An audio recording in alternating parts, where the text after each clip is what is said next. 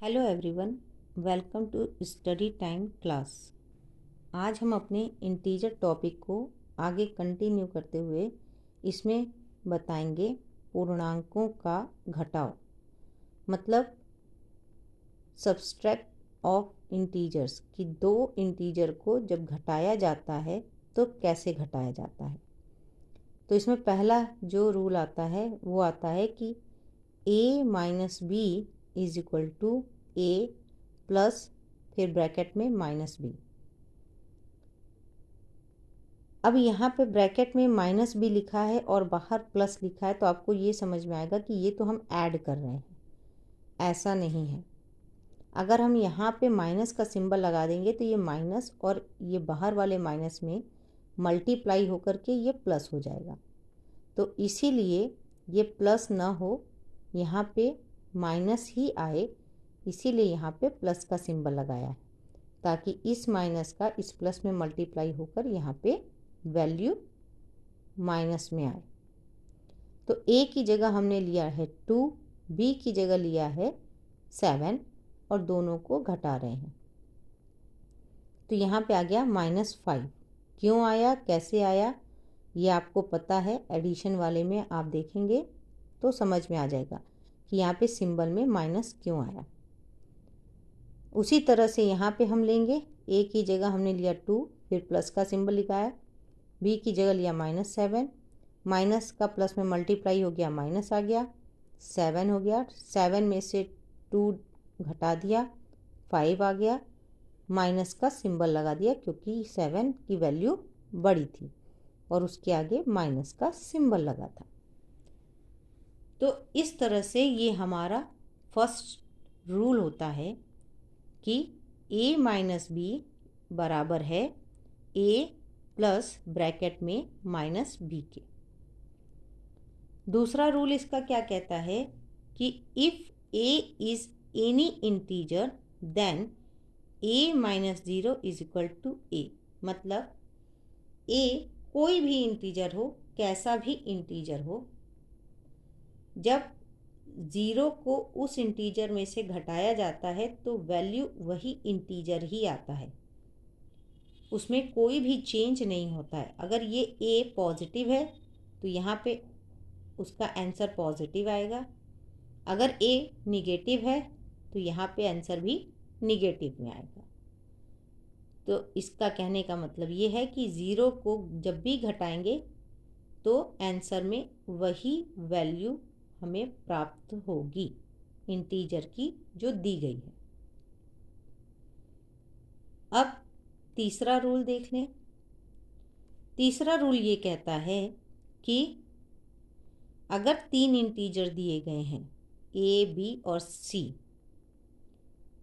और यहाँ पे ये बोल रहा है कि a b से बड़ा है, यानी a is greater than b, तब क्या होगा कि a में से c जब घटाएंगे और b में से c घटाएंगे तो a में से c जब घटाएंगे तो उसकी वैल्यू ज़्यादा होगी b में से c घटाने की वैल्यू से।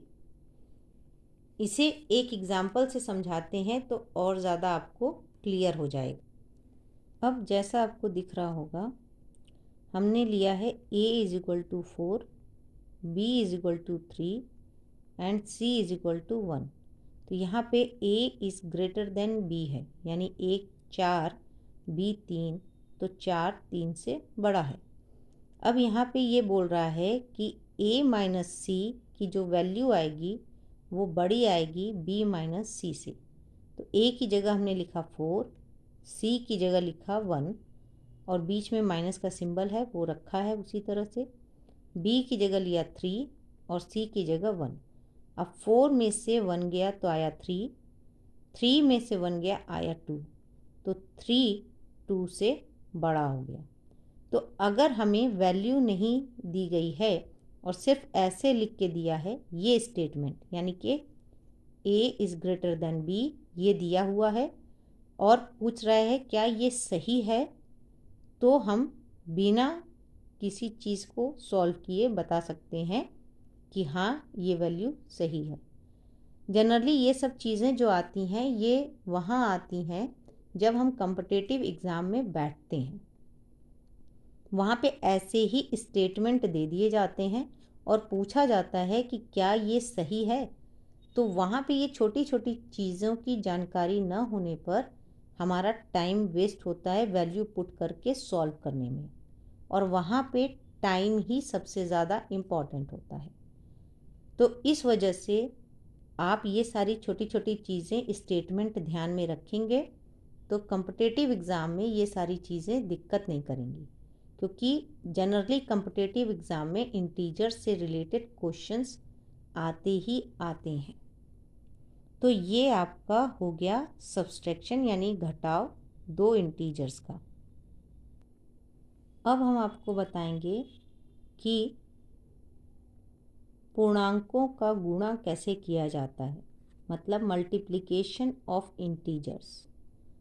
तो इसमें फर्स्ट जो आता है वो आता है a multiply by minus B is equal to minus A B, और उसी तरह से अगर माइनस बी का a में मल्टीप्लाई करें तो भी आएगा माइनस ए बी। तो चाहे हम ऐसे लिखें चाहे हम ऐसे लिखें, रिज़ल्ट सेम ही आएगा। तो मतलब 3 का -4 में मल्टीप्लाई करें या -4 का 3 में मल्टीप्लाई करें, आएगा -12 ही। तो ये फर्स्ट रूल है मल्टीप्लिकेशन का। अब उसी तरह से सेकंड रूल पे आते हैं। सेकंड रूल क्या कह रहा है कि -a का -b के साथ मल्टीप्लाई करें, चाहे -b का -a के साथ मल्टीप्लाई करें, आएगा +ab ही। अब चाहे उसे +ab लिखिए चाहे +ba लिखिए, कोई डिफरेंस नहीं है, मल्टीप्लिकेशन में आएगा वही वैल्यू ही, सेम। तो हमने यहाँ पे ले लिया a की जगह -8, b की जगह -6। तो माइनस का माइनस में मल्टीप्लाई हुआ तो हो गया प्लस, और 8 का 6 में मल्टीप्लाई हुआ तो 48, 6 का 8 में मल्टीप्लाई करेंगे तो भी 48 ही आएगा। तो यानी कि 8 का 6 में मल्टीप्लाई कीजिए चाहे 6 का 8 में मल्टीप्लाई कीजिए, वैल्यू आर सेम। तो ये हमारा सेकंड रूल हो गया। अब थर्ड रूल पे आते हैं। तो थर्ड रूल है कि हमारे पास 3 वैल्यू दी हुई है ए बी सी।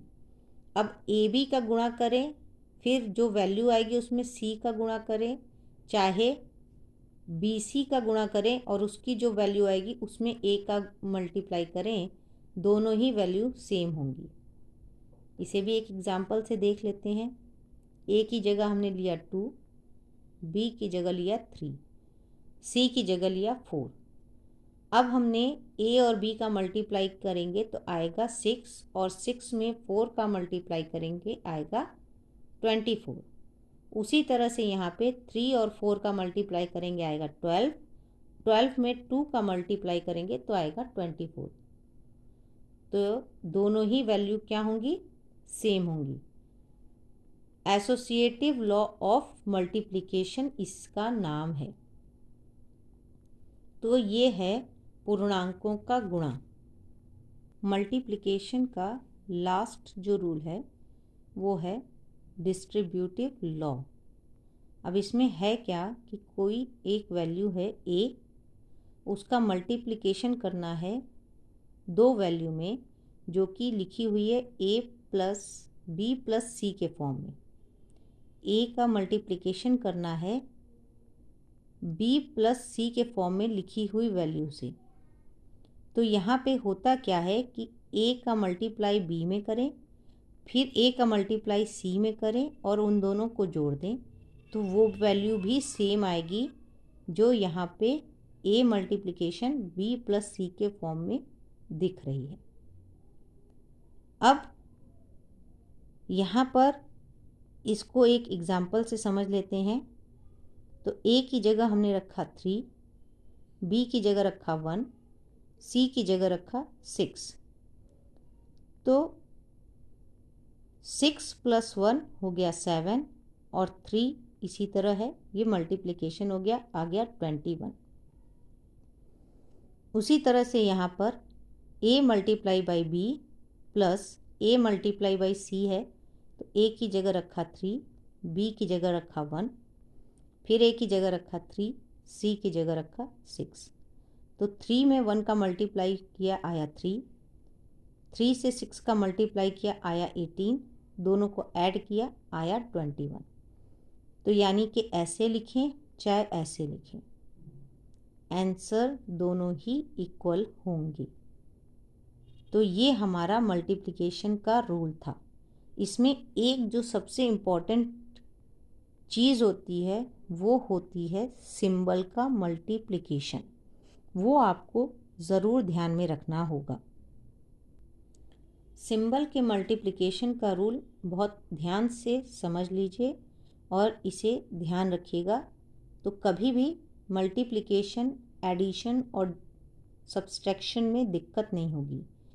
क्योंकि हर जगह होता क्या है कि ब्रैकेट के अंदर और ब्रैकेट के बाहर अलग अलग सिंबल होते हैं, और उनके बीच में जब मल्टीप्लिकेशन होता है तो कौन सा सिंबल आएगा ये ही पता नहीं होता, और वहीं पर सबसे ज़्यादा दिक्कत होती है इंटीजर्स में।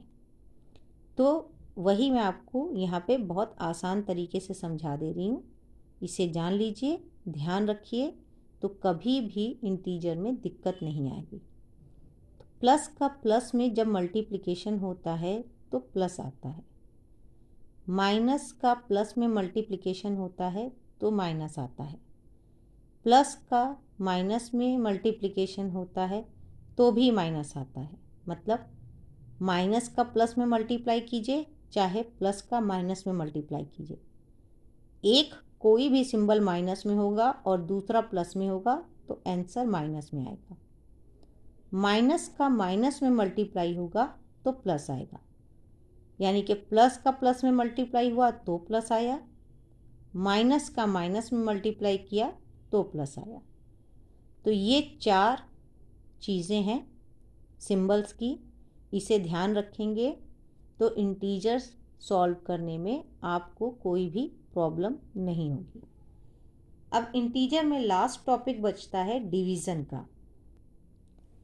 तो पूर्णांकों का विभाजन यानी डिवीज़न ऑफ इंटीजर कैसे होता है, तो ये बहुत बड़ा टॉपिक नहीं है, छोटा है और आसान से समझ में आ जाएगा। नॉर्मल जैसे डिवीज़न करते हैं उसी तरह से इंटीजर का भी डिवीज़न होता है, यानी जैसे हम नॉर्मल भाग देते हैं वैसे ही इंटीजर का भी भाग होता है।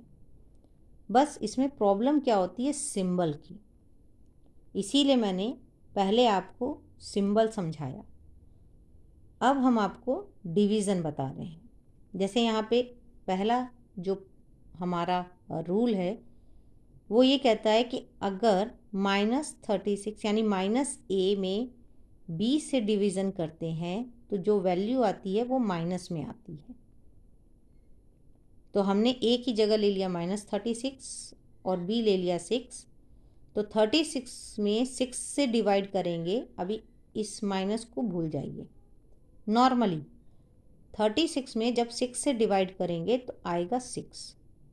अब चूंकि यहाँ पे माइनस का सिंबल लगा है इसलिए यहाँ पे भी माइनस का सिंबल लगेगा। अब उसी तरह देख लीजिए, अगर ये माइनस का सिंबल ऊपर न रहकर नीचे लगा हो तो क्या करेंगे। तब हम इस सिंबल को नीचे से ऊपर ले जाने के लिए ऊपर और नीचे -1 से मल्टीप्लाई कर देंगे। तब यहाँ पे है प्लस और यहाँ पे है माइनस, माइनस का प्लस में मल्टीप्लाई हुआ आया माइनस, माइनस का माइनस में मल्टीप्लाई हुआ आया प्लस, 36 का 1 में मल्टीप्लाई हुआ आया 36, 6 का 1 में मल्टीप्लाई हुआ आया 6।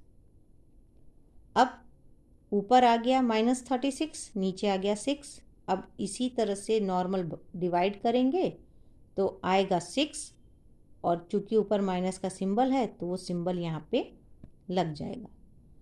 तो ये है हमारा डिवीज़न का फर्स्ट रूल। सेकंड रूल क्या कहता है, सेकंड रूल ये कहता है कि अगर ऊपर भी माइनस है और नीचे भी माइनस है तब क्या करेंगे। तो जो हमारा वैल्यू आती है वो पॉजिटिव आती है। कैसे, मान लीजिए ऊपर है -a और नीचे है -b और वैल्यू आई c, तो c प्लस में आएगी। क्यों आती है ये भी बता देते हैं। नॉर्मली लोग कहते हैं माइनस से माइनस कट गया। ऐसे कैसे कट गया भाई? ऐसे कुछ भी नहीं कटता मैथ में, उसका कोई ना कोई वजह होती है। तो वो वजह क्या है वो हम आपको बता रहे हैं।